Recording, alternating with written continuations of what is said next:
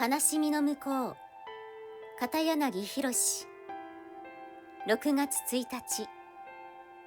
まずやってみる。できることとできないことの間に、やってみなければわからないことがあります。もし迷ったなら、まずはやってみましょう。